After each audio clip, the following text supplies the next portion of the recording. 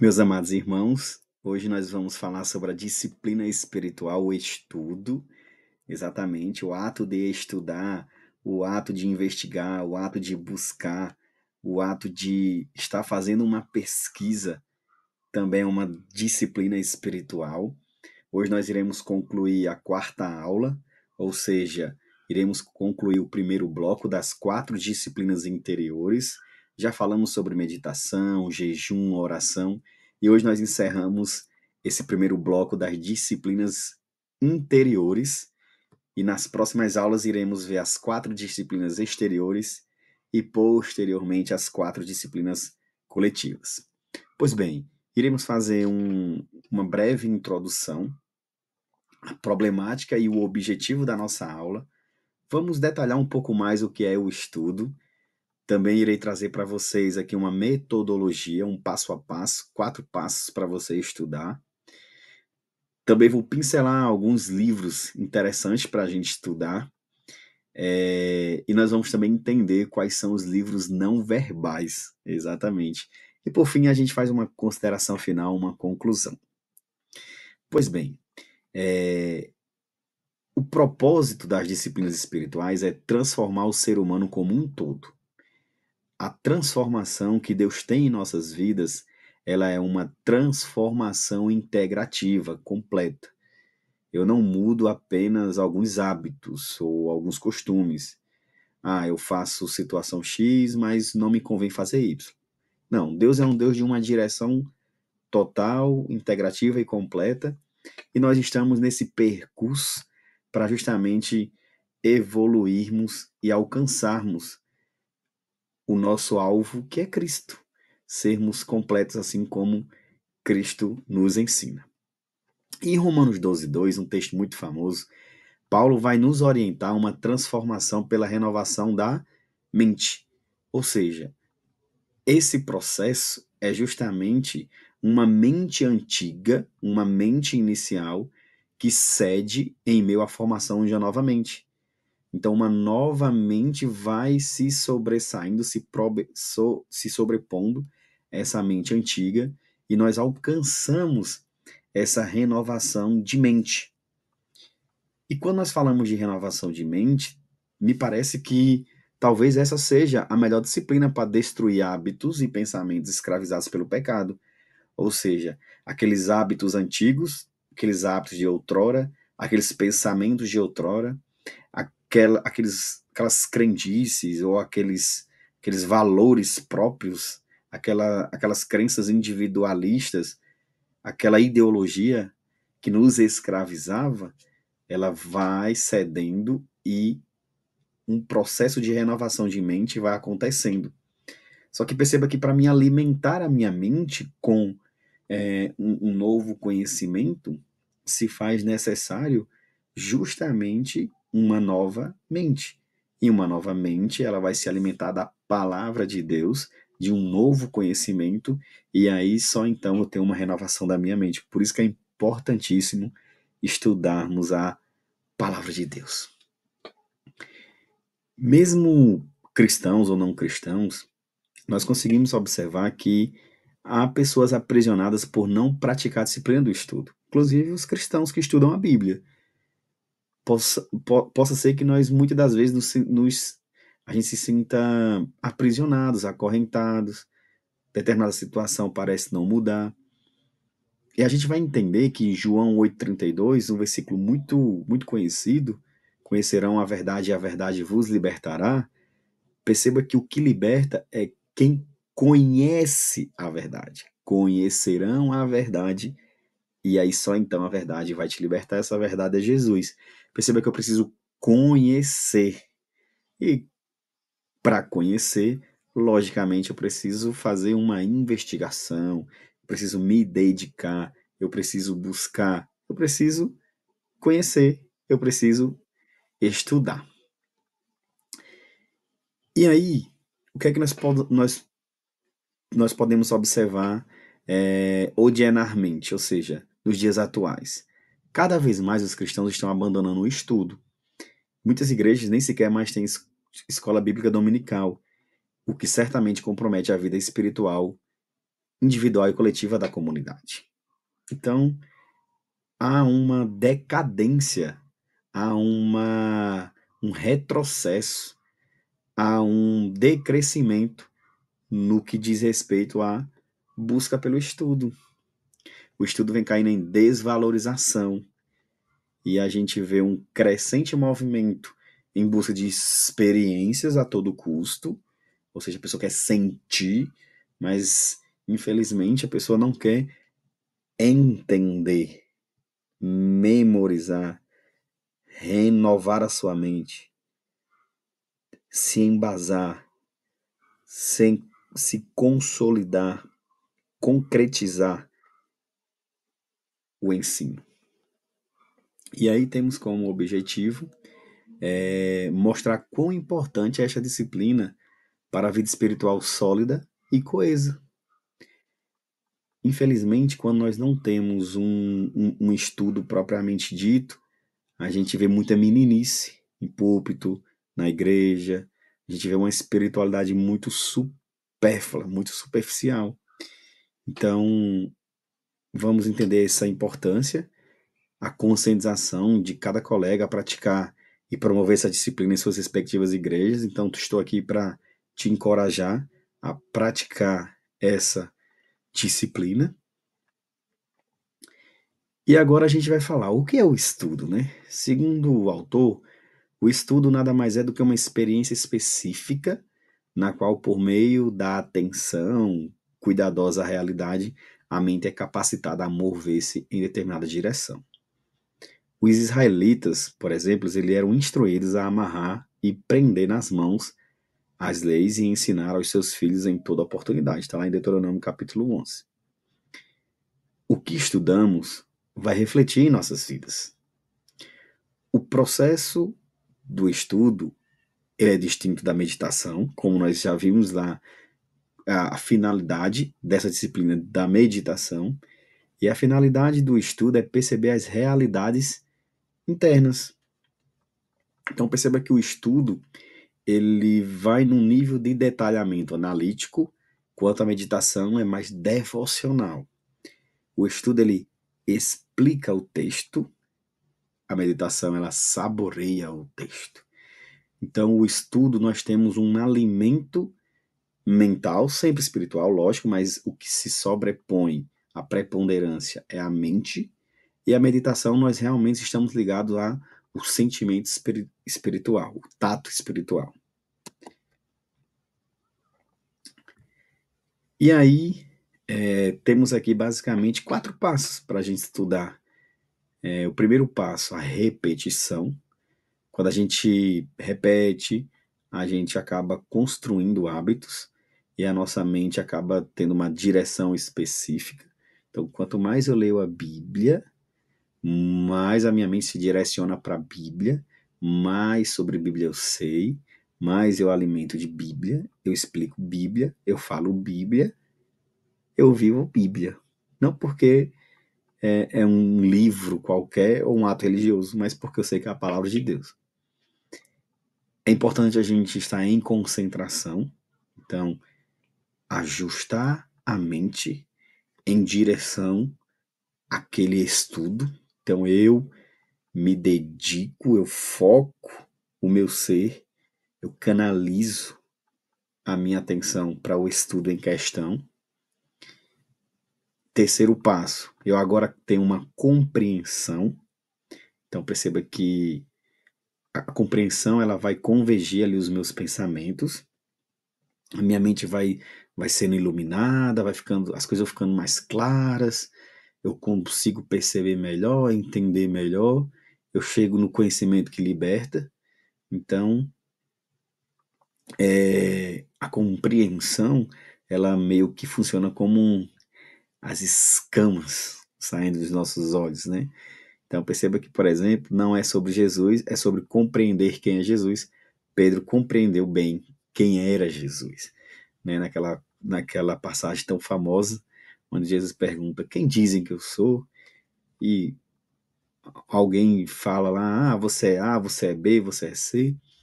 E Jesus, e Pedro não, Pedro compreende, né? Tu és o Cristo, o Filho do Deus vivo. Então, é justamente sobre essa compreensão que é importante, né? Ah, tu é um profeta, tu é João Batista, tu é Elias, mas Pedro foi assertivo, Pedro compreendeu.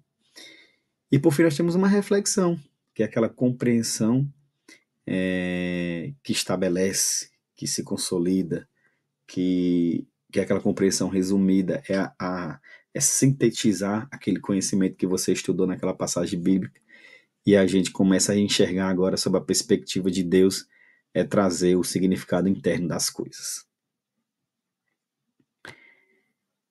E aí, estudamos livros, importante esse tema, porque está numa tarefa fácil. Ler não é estudar, porque estudar requer entendimento, interpretação, requer uma avaliação do livro.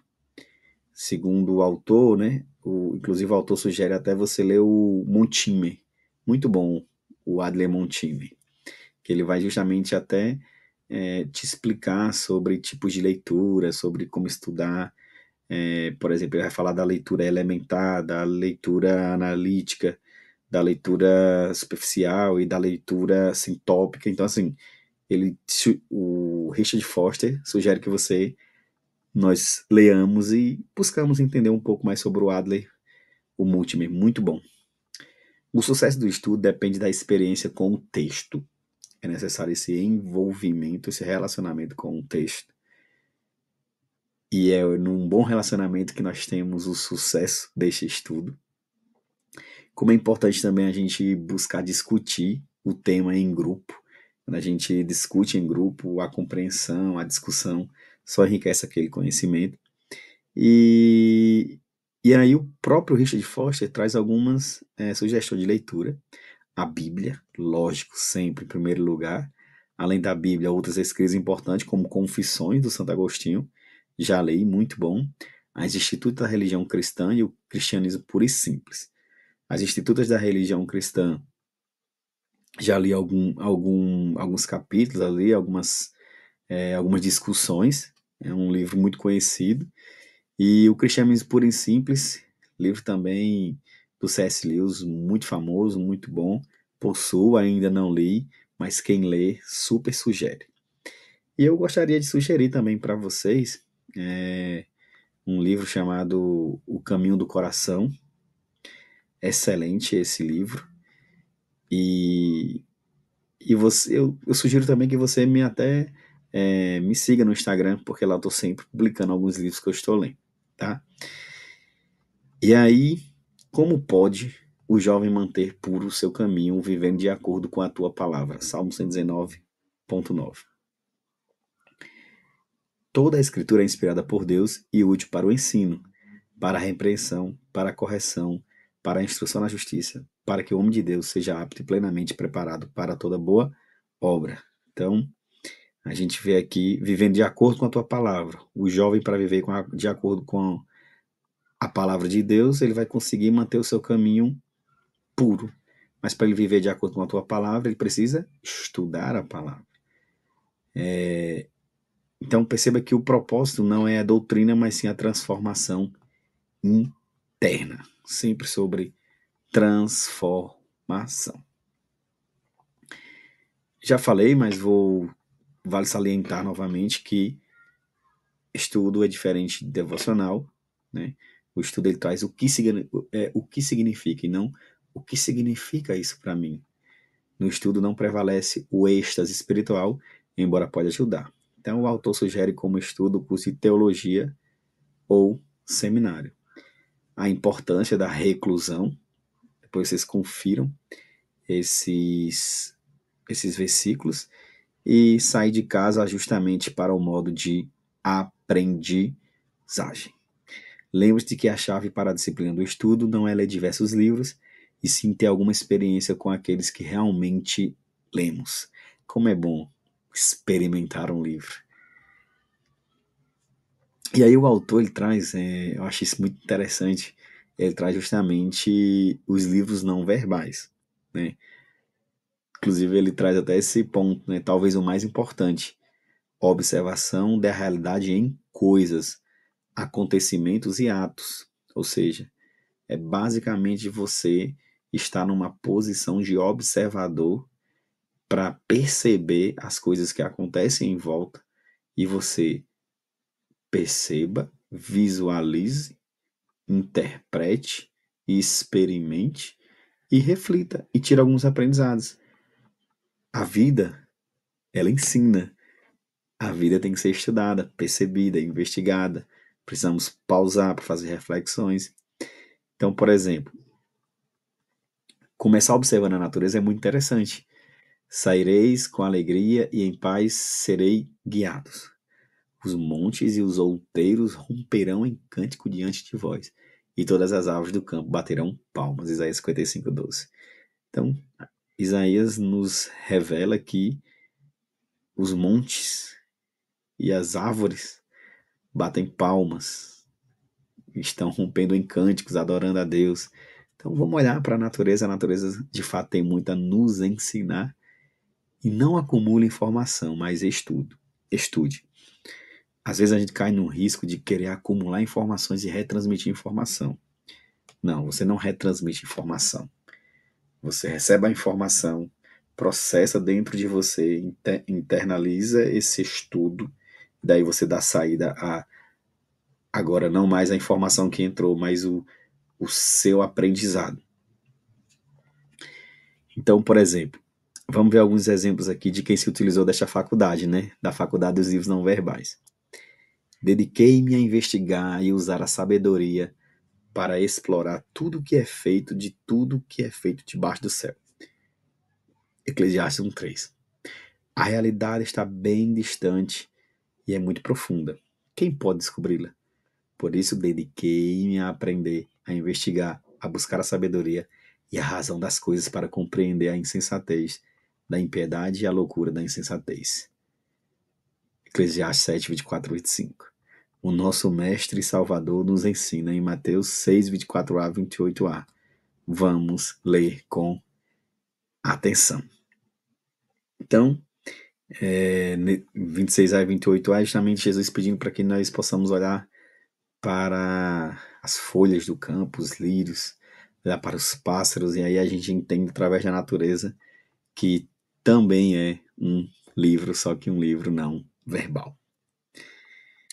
E aí, para concluir, estude. Ele respondeu, Lucas 10:27, ame o Senhor, o seu Deus, de todo o seu coração, de toda a sua alma, de todas as suas forças e de todo o seu entendimento. E ame o seu próximo como a si mesmo. Entendimento. Importantíssimo. Então, nós percebemos que a disciplina espiritual do estudo, ela é importantíssima para a nossa mente, para o nosso coração e para o nosso entendimento. A Bíblia fala de estudo, a Bíblia fala de entendimento, a Bíblia fala de investigação, a Bíblia fala de reflexão, a Bíblia fala de observação. A Bíblia nos ensina o tempo inteiro estudar, né? Logo nos primeiros capítulos de Lucas, a gente vai observar, por exemplo, que o tempo inteiro Jesus está ensinando, ensinando, ensinando, ensinando. Então, o próprio ministério de Jesus, ele é composto boa parte por ensino. O tempo inteiro Jesus está ensinando. Então, que nós possamos receber dos ensinamentos bíblicos estas mensagens, essas orientações, essas sugestões, ou melhor, não só uma sugestão, mas uma convocação. A Bíblia nos convoca a estudar. Então, que nós possamos estudar a palavra de Deus e que Deus abençoe as nossas vidas. Espero que você tenha gostado deste vídeo, dessa aula. Curte, comenta, compartilha com alguém que você gosta.